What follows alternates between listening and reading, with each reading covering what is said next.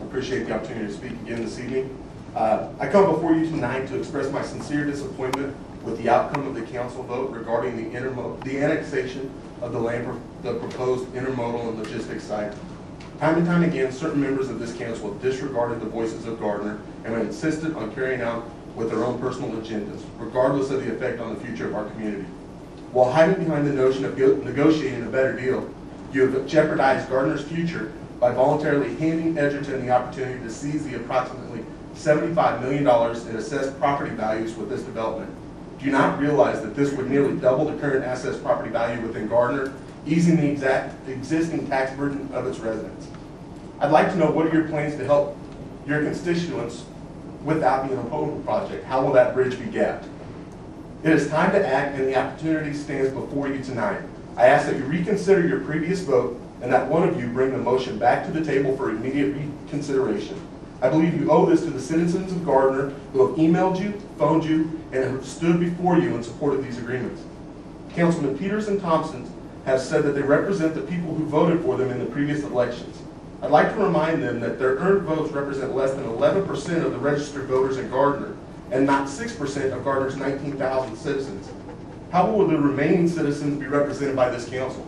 How will I be represented by this council? Mrs. Peters, you ran on a platform of transparency and a government of the people, by the people, and for the people. I ask you tonight when that will take effect.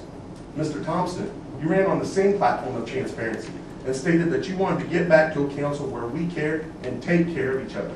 I want you to know tonight that your vote made me feel as though you don't care and that you only represent the vocal minority.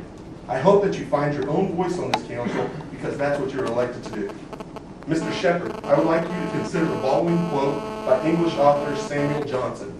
Nothing will ever be attempted if all possible objections must first be overcome. Your no vote furthered Gardner's image as a difficult community to do business with by rescinding these agreements.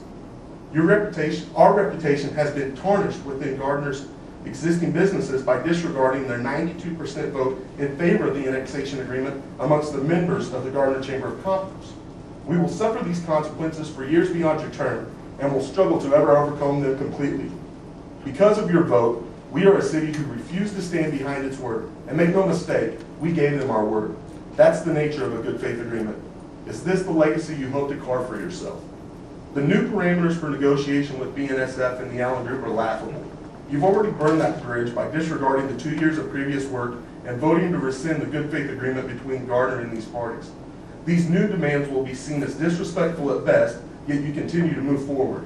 Bill Crandall has stated that his group is 100% committed to completing an agreement with the city of Edgerton.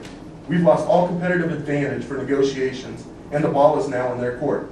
I would ask that the 3 no votes be removed from the negotiation procedures, as they have shown a reluctance to work with these parties and will not best represent the needs of Gardner nor its citizens.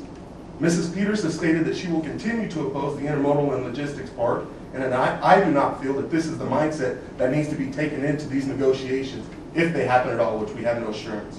Again, I ask that one of the councilmen who voted against the intermodal agreement reconsider their position tonight and bring the issue back to the table. All is not lost, but it soon could be. Listen to those you have been elected to represent. If you do not feel that you can set your personal agendas aside and govern with an open mind, then I ask that you consider resigning from your position on the city council and not further damage the reputation of this great town. Again, I appreciate your time this evening. Realize that we're passionate about our beliefs and we will stand behind each and every one of our words. We think this is something worth fighting for and we plan to fight it through the end. I hope that you make the right decision this evening, and again, thank you very much. Thank you.